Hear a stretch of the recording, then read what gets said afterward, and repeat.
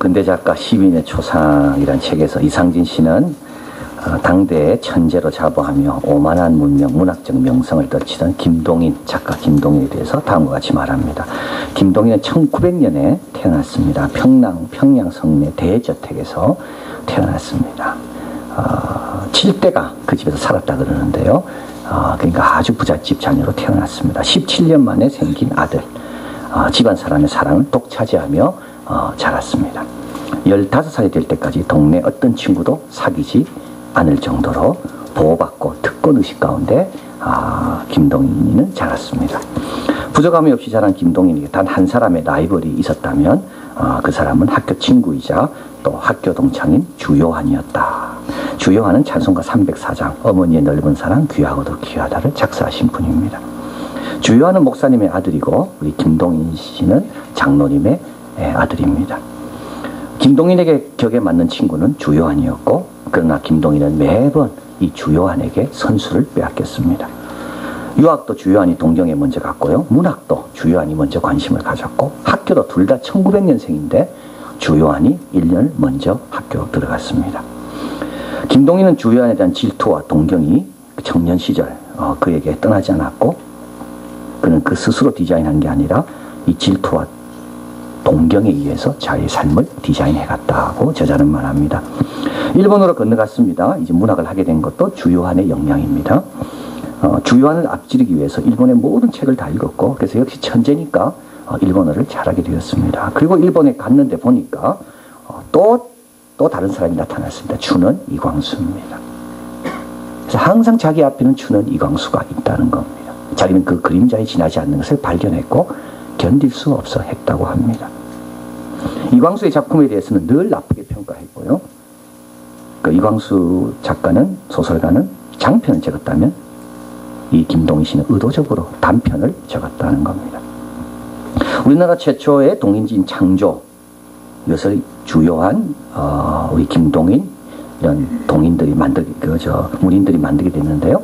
여기에 추는 이광수의 작품은 한 편도 실어지 않았습니다.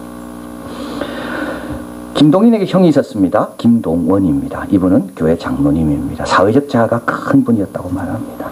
김동인이 어떻게 해도 자기 형, 17년 위된 자기 형을 따라갈 수 없었습니다. 김동원은 민족주의자고 사회적 존경을 받는 자고 교회 장로고 교육 사업을 한 자고 독립운동가고. 그래서 작가는 이 글을 김동인에 대해서 이렇게 그 초상에 대해서 쭉 적은 이 작가는 뭐라고 하냐면 김동인이 신앙을 멸시했던 이유가 있다는 겁니다. 김동인은 사회적 무관심을 가졌던 이유가 있다는 거예요. 왜냐하면 형과 자꾸 비교되기 때문에 형을 따라잡을 수 없기 때문에 의도적으로 신앙을 무시하고 멸시하고 예술지상주의로 김동인이 방향을 잡았다는 겁니다. 이 세 사람 주요한 이광수, 김동원은 김동인을 평생 따라다니며 질투와 욕망의 그림자 중개자였다. 우리도 인생을 이렇게 사는 사람이 많이 있습니다. 누구보다 앞서려고 그 사람보다 내가 더 나아야지. 그 특정한 사람한테 내가 인정받으려고. 내 삶을 하나님 안에서 디자인하는 게 아니라 그 사람과 끊임없이 비교하고 의식하면서 내 삶을 디자인해가는 사람들. 김동인은 50세 때 돌아가십니다.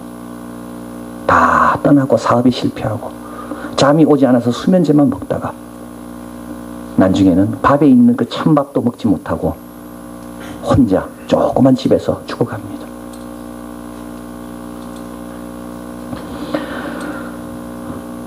우리 이사야 같이 한번 보겠습니다. 이사야 43장 7절 앞에 있는데 같이 있습니다. 무릇 내 이름으로 일컫는 자 곧 내가 내 영광을 위하여 창조한 자들을 오게 하라. 내가 그들을 지었고 만들었느니라. 우리는 왜 창조되었다고요? 하나님의 영광을 위해서. 남 이기려고 창조된 게 아닙니다. 남한테 인정받으려고 창조된 게 아닙니다. 우리를 지으신 하나님의 뜻이 있는데 그것은 하나님의 영광을 위해서 창조됐다는 겁니다. 고린도전서 10장 32절 같이 있습니다. 그런즉 너희가 먹든지 마시든지 무엇을 하든지 다 하나님의 영광을 위해서 해라. 먹든지 마시든지 먹는 것도 하나님의 영광, 안 먹는 것도 하나님의 영광, 마시는 것도 하나님의 영광, 마시지 말아야 되는 이유도 하나님의 영광. 우리는 2월 달에 다름에 대해서 듣고 있는데요. 우리 예수 믿는 사람은 달라야 된다고 말씀했습니다. 말씀을 사모하는 면에서 다르고 하나님의 주권을 인정하고 받아들이기 때문에 늘 소망 가운데 있기 때문에 우리는 다르고 또 우리 자녀들을 마땅히 행할 것, 여호와 경외를 가르치는 것에서 우리는 다르고 오늘 마지막 우리의 목표가 우리는 다른 겁니다. 우리의 목표는 하나님의 영광. 하나님의 영광이 뭡니까? 영광이라는 것은요, 마땅히 돌려야 할 종기를 돌리는 것. 그분 거를 그분에게 돌려드리는 것. 이게 영광입니다. 창조주 하나님께 이 모든 피조물들이 그분께 돌아가야 될 종기를 돌리는 것. 진화론 자들은요, 그걸 다 못 돌리게 만들죠. 그분께 가야 되는데, 창조의 아름다운 걸 볼 때마다 우리 하나님 영광 받으셔야 되는데, 이거는 진화됐다고. 구속주에게 구속받은 백성이 영광 돌리는 것. 이 땅을 다스리는 하나님의 통치에 우리가 그 통치에 합당한 순종과 복종으로 영광 돌리는 것. 오늘 본문은 아주 겸손하게 시작합니다. 이렇게 시작하죠. 오늘 본문 한번 가보겠습니다. 이 말씀은 야게의 아들 아굴의 자문이다. 이러면서 나는 다른 사람에 비하면 짐승이라. 내게는 사람의 총명이 있지 아니하니라. 나는 지혜를 배우지 못하였고 거룩하신 자를 아는 지식이 없다. 아주 겸손하게 출발합니다. 지혜를 배우지도 못했고 거룩하신 자를 아는 지식도 턱없이 부족하고 다른 사람과 비교하면 나는 짐승처럼 그렇게밖에 여김받지 못할 이렇게 부족한 게 나다. 4절 같이 읽어볼까요? 하늘에 올라갔다가 내려온 자가 누구인지 바람을 그 장중에 모으는 자가 누구인지 물을 옷에 짠 자가 누구인지 땅의 모든 것을 정한 자가 누구인지 그 이름이 무엇인지 그 아들의 이름이 무엇인지 너는 아느냐? 여러분 질문하죠? 앞에 질문은요 답이 나와 있습니다. 땅의 모든 것을 정한 자가 누구인지 그 이름이 무엇인지 누구죠? 하나님입니다. 그러면 그 아들은요? 그 아들은 누군가요? 그 아들은 다른 사람에 비하면 짐승보다 못한 사람, 지식을 배워본 적이 없는 사람. 그 아들이 누군가요? 이스라엘인 겁니다. 오늘 본문에 보면 야게라는 말이 나옵니다. 이 야게라는 말은 여호와라는 말입니다. 아굴이 나옵니다. 아굴은 무슨 뜻인가요? 아굴은 구르다라는 나그네라는 뜻입니다. 야곱입니다. 이스라엘. 여호와의 아들은 누군가요? 다른 사람에 비하면 짐승보다도 못한 미련하고 어리석은 자들이 하나님께서 이스라엘을 하나님의 백성으로 택해 주셨다. 왜 우리가 하나님께 영광 돌려야 됩니까? 우리는 이런 영광을 받은 자이기 때문에. 지혜를 배운 적도 없고 총명이 남보다 똑똑하지도 않고 그럼에도 불구하고 하나님 우리를 자녀 삼아 주신 것. 여러분 이 땅에 누릴 수 있는 영광은 이 영광을 비하면 아무것도 아닙니다.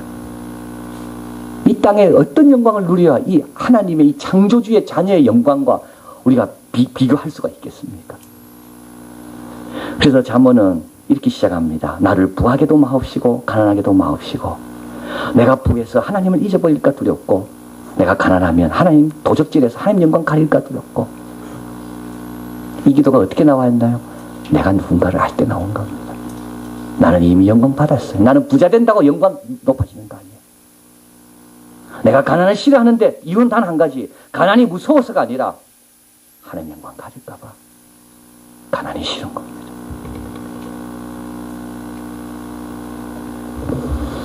이 땅에 누릴 수 있는 영광보다 더 놀라운 영광. 그래서 우리는 출발은요 영광입니다. 하나님의 자녀로 거듭나면서 영광. 우리의 목표는요, 목적은요 어디입니까? 목적지는 하나님의 아들로 형상으로 화하는 그 영광. 이미 영광 보장되어 있고 이미 영광 갖고 있고. 그래서 우리는 부자가 되든 가난하든 별 차이가 없는 겁니다. 왜? 이미 그에 비교할 수 없는 영광을 가지고 있으니까. 이게 바로 예수님의 모습입니다. 천국 보좌 버리시고 오신 예수님. 이 땅에 살면서 사람이 어떻게 하든 상관없는 거예요. 부활 이후에 영광의 자리로 가신 예수님. 그래서 예수님의 생애 기간을 딱 보면 그게 우리와 같다는 겁니다. 구속받은 우리의 영광, 그리고 이제 앞으로 누릴 영광, 그 중간에 우리가 살고 있는 것. 그래서 삶의 목표는 뭐냐 하면 부자 되는 게 아닙니다. 건강도 아니고 내 이름 날리는 것도 아니고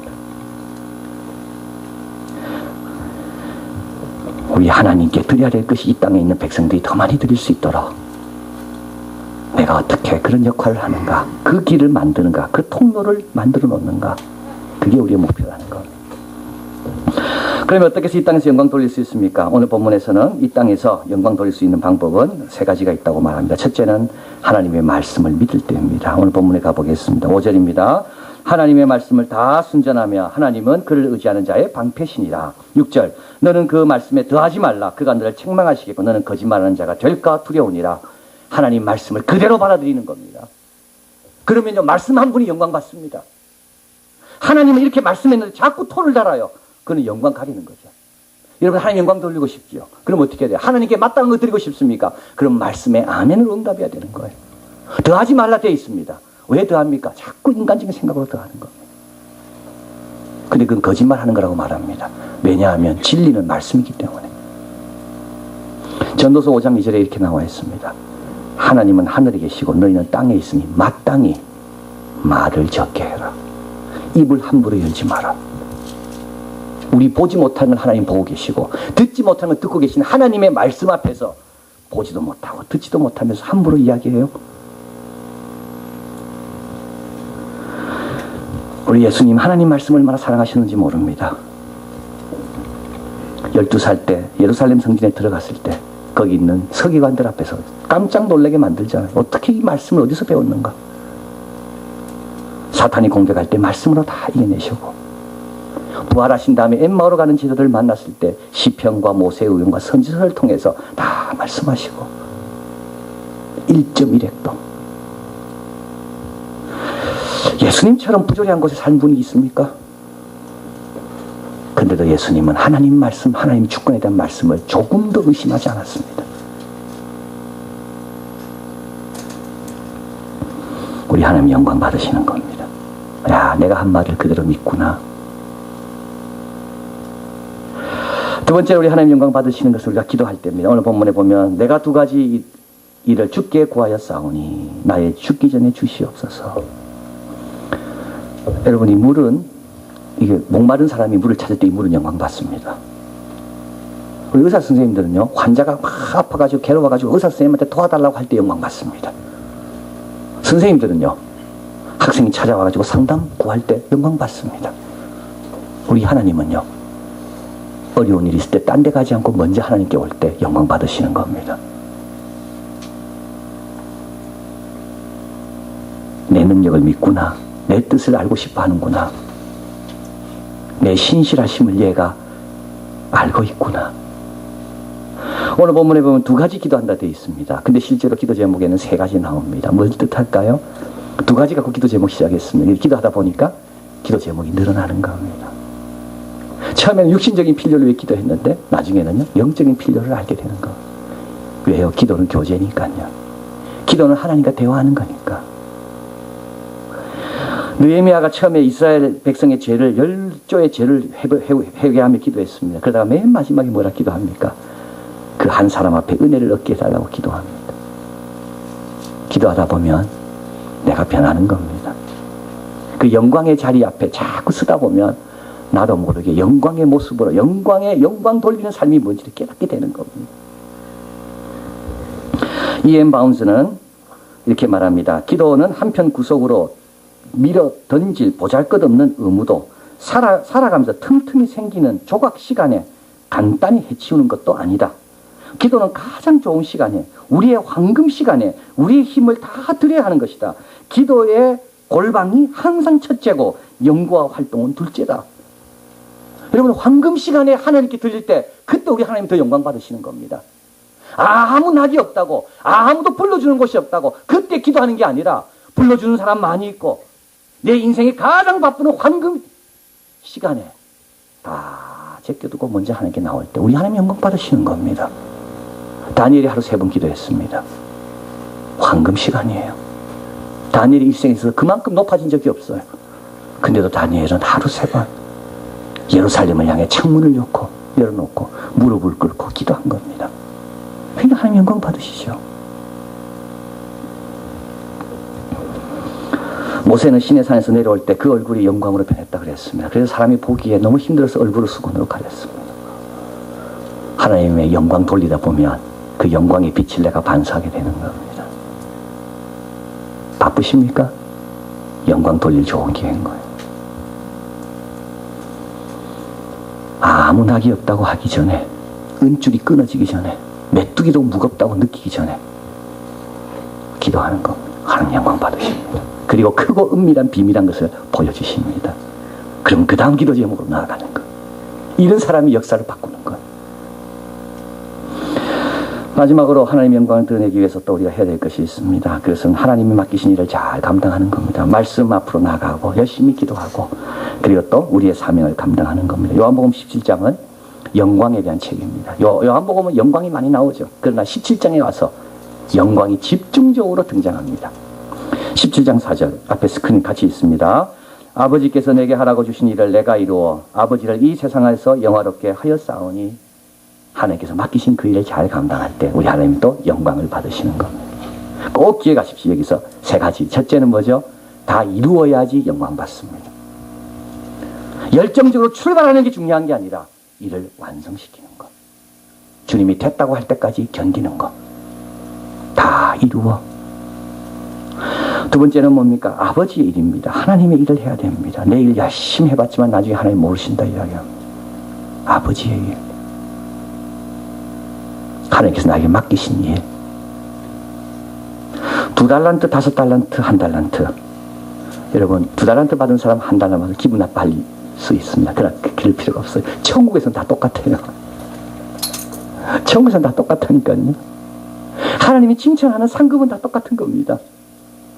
어떤 사람에게는 5달란트가 필요할 때는 5달란트 준 거고 어떤 사람이 2달란트. 그러나 하나님이 평가할 때는 다 동일하게, 천국에서는 다 동일하게 중요한 겁니다. 하나님께서 나에게 뭘 맡기셨는가? 그 일을 열심히 감당하면 되는 겁니다. 요한판 오페르트 벨트가 적은 시카고 학파, 더 시카고 스쿨이라는 책입니다. 시카고 대학교에서 제일 유명한 학과, 시카고 대학을 뭐 다른 거 학과도 좋습니다. 예, 그러나 이 좋은 이유는 유명한 저널들이 그저 학술지가 시카고에서 많이 나옵니다. 근데 제가 이걸 읽으면서 이번에 느낀 게 다 거기서 출발했더라고요. 어디 가져간 게 아니라 거기서 출발했더라고요. 특별히 경제학과가 최고입니다. 1969년에서 2004년까지 57명의 노벨 경제학상을 받은 자 중에 9명이 이 시카고 대학 출신이든지 시카고 대학 교수들입니다. 여러분 휴먼 캐피탈은 인적 자본이라는 거 있죠. 이게 시카고 대학 경제학과의 개념입니다. 이 인적 자본, 휴먼 캐피탈은요, 이 개념이 나올 때마다 사회적으로 논란이 많았답니다. 왜냐하면 이 캐피탈이라는 것은 물질만 있는 거지 사람에게 있는 거 아니다. 그리고 이 마크시스트들, 공산주의 사회주의자들은 이 개념을 아주 싫어한 겁니다. 그러면은 이 자본과 노동이 분리가 안 되잖아요. 근데 이것이 시카고에서 나온 거예요. 법, 경제학, 시카고에서 나와 있어. 경영학에 경제를 도입한 거 시카고에서 나온 거예요. 이 9명의 노벨상은 이게 작은 숫자가 아닙니다. 왜냐하면 하버드와 UC 버클리에 있는 경제학 노벨상 받은 사람을 다 합쳐도 이거에 반도 안 된다는 거예요. 다 합쳐도. 근데 어떻게 이렇게 됐는가? 6가지. 엄격한 직업윤리, 과학으로서의 경제학에 대한 굳건한 믿음, 진보를 위한 유일한 기준으로 학문적 우수성, 비판 정신에 입각한 열렬한 토론, 그리고 시카고 대학 2차원적 고립. 저자는 말합니다. 이 마지막 고립. 다른 대학에 없는 것. 주위는 우범지역, 동쪽으로는 호수. 교수들이 갈 곳이 없었다는 것. 그래서 교수들이 갈 곳은 교수회관밖에 없었고 교수원에 가면 토론하고 토론한 내용을 검증하기 위해서 또 연구하고 또 교수회관 가서 또 토론하고 검증하고 연구하고. 시카고 대학교가 위대한 까닭은 시카고라는 도시가 너무 따분해서 교수들이 연구 위에 할 일이 없었기 때문이라고 말하는 자도 있다고 소개합니다. 이걸 가리켜서 영광스러운 고립이라고 말했습니다. 느헤미야가 한 말 그대로입니다. 이 일이 얼마나 큰 일인데 내가 딴 생각을 하겠는가. 시인의 고백 이 그대로죠. 내가 크고 미치지 못할 기이한 일에 대해서 나는 아예 생각하지 않습니다. 하나님 주신 거 더 잘, 더 깊게, 더 온전하게, 더 잘 감당하는 것. 이 책의 저자는 이렇게 이야기합니다. 시카고 대학이 어떻게 이렇게 했을까? 영광의 고립, 엄격한 직업윤리, 이 모든 것들을 1, 2년 한 게 아니라 수십 년 지켜왔다는 것. 수십 년. 여러분, 하나님 맡은 그 일만 잘해야 됩니다. 딴 생각하면 안 되고요. 베세메스로 가는 소처럼 좌우 쳐다보지 말고 나에게 맡긴 그 사명, 그 일, 2달란트든 5달란트든 열심히 감당하는 거예요. 그리고 끝내는 거예요. 그럼 우리 하나님 영광 받으시는 겁니다. 오늘 본문에 보면 이제 이렇게 영광을 잘 돌리고 있는데요. 이제 기도가 하나 나오죠. 우리 8절에 보면 곧 허탄과 거짓말을 내게 멀리 하시며, 이제 이 기도가 왜 나올까? 이 기도가 왜 나올까? 왜냐하면 하나님 영광 구한다 하면서 자기 영광 구하는 자가 많기에, 하나님 영광 때문에 나는 가난하면 안 됩니다 하나님 이렇지만 실제로 가난이 두려워서 기도할 수가 있기에, 하나님 영광에서 일 잘 감당하기를 원합니다 해놓고 실제로 영광의 자리에 가면 그때 되면 어떻게 됩니까? 하나님보다 자기를 더 생각하기에 얼마나 거짓말 많이 하는지, 우리가 하나님 영광이라고 입술로는 찬양하면서 실제로는 자기 영광이 조금이라도 상처받으면 견딜 수 없어 하는 것.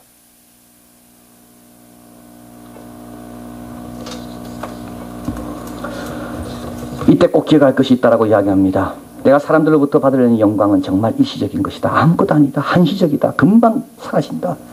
그 영광이 그렇게 목매달지 마라. 두 번째로, 하나님 주실 영광은 더 오래 간다. 마지막으로, 자기를 덜 생각해라. 하나님을 더 생각하고. 여러분, 이게 뭔가요? 자기를 덜 생각하고 남을 더 생각하는 것, 이게 뭐죠? 사랑입니다. 나는 덜 생각하고 하나님을 더 생각하는 거, 내가 이렇게 하면 하나님이 더 기쁘실까? 그게 뭐예요? 하나님 사랑인 겁니다. 요한복음 17장에 보면 예수님께서 이렇게 기도하는 게 나옵니다. 1절 앞에 있나요? 아들을 영화롭게 하사 아들로 아버지를 영화롭게 하옵소서. 그 다음에 창세전에 내가 아버지와 함께 가졌던 영화로서 지금도 아버지와 함께 나를 영화롭게 하옵소서. 여기 뭐가 나오나요? 영광의 끊임없는 교환이 나옵니다. 아버지께 영광 돌리고 아버지는 아들을 영광스럽게 하고, 아버지께 돌리고 아들을 영광스럽게 하고, 영광의 끊임없는 교환. 이게 뭐죠? 이게 사랑인 겁니다. 왜 하나님께서 우리를 부족한 우리를 자녀 삼아주시고 영광스럽게 했을까? 사랑하기 때문에. 왜 우리같이 부족하고 나그네 삶도 신실하게 못 사는 우리들을 위해서 처소를 예배하고 계시며 영광의 자리로 인도하실까? 사랑하시니까. 하나님 좀 덜 생각하고 우리를 더 생각하는 거예요. 시편 115편 1절 2절 같이 있습니다. 여호와여, 영광을 우리에게 돌리지 마옵소서. 우리에게 돌리지 마옵소서. 오직 주의 인자하심과 진실하심을 인하여 주의 이름에 돌리소서. 어찌하여 열방으로 저희 하나님이 이제 어디 있느냐 말하게 하리이까? 이거 사랑의 고백입니다. 하나님 사랑하지 않으면요, 열방들이 주님을 인정하든 안 하든 무슨 상관이 있습니까? 자기만 생각하는데.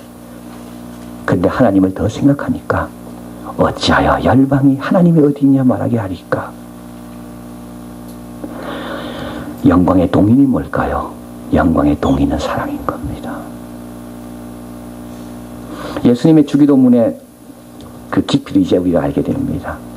대개 나라와 권세와 영광이 아버지께 영원히 싸움나이다. 이 말은 하나님께 갈 것이 더 가기를 내가 원합니다. 이게 사랑의 고백인 겁니다. 사랑하면요, 쉽습니다. 사랑하면 하나님을 더 많이 생각하면 다 쉬워져요. 근데 나를 자꾸 더 생각하니까 신앙생활이 힘든 거예요. 기도도 억지가 되고 말씀도 계속 안 들으려고 그러고. 진정으로 사랑하는 자가 되고 자신을 좀 덜 생각하고 하나님을 더 생각하고, 그러면 이 땅에 살면서 영광 드러내고 영광 안에 머무는, 우리를 불러 기이한 나라에 들어가게 하신 하나님의 덕을 선전하는 복된 나그네 삶이 다 될 줄 믿습니다. 기도하겠습니다.